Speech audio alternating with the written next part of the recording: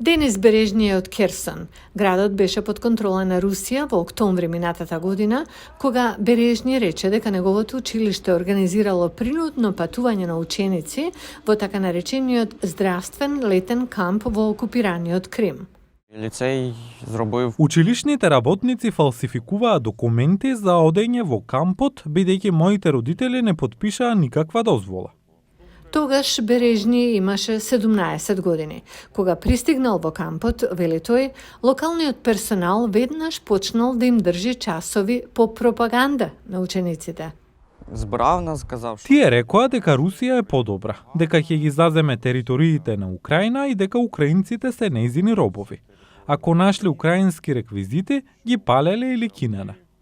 По 4 месеци во кампот, вели Бережни, бил принуден да посетува коледж во друг град на Крим.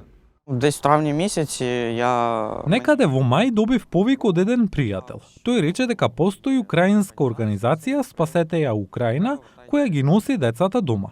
Се јавив и им кажав дека сакам да си одам дома. 10 месеци ги немав видено родителите. Со помош на Спасете ја Украина, мајката на еден пријател го зеде Бережни на Крим, затоа што неговите родители, кои се инвалиди, не можеле да патуваат.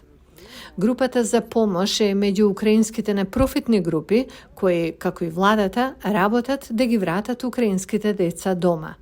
Организацијата вели дека извршила 13 посебни мисии и вратила повеќе од 200 украински деца незаконски депортирани или раселени од Русија.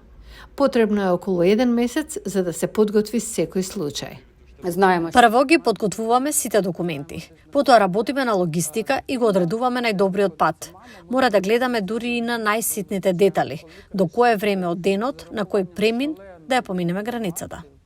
Според Украинскиот регионален центар за човекови права во Киев, Русија принудила повеќе од 8.000 украински деца, како Бережни, во така наречените здравствени кампови. Центарот вели дека властите се уште не знаат каде се повеќето од овие деца. Станува збор за повеќе од 55 кампови на територијата на Руската Федерација, најмалку 5 центри во Белорусија и 9 бази на окупираниот Крим.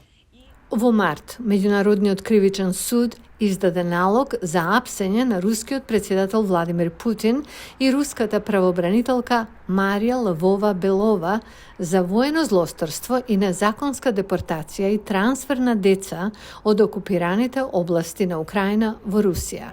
Украинските власти велат дека ова е одличен прв чекор, но треба да се направи повеќе.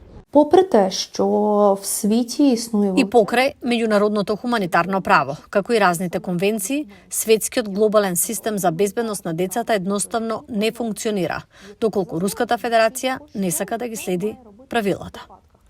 Украинските власти велат дека од речиси 20.000 украински деца кои биле депортирани или префрлени, само малку повеќе од 380 како Бережни се вратиле дома.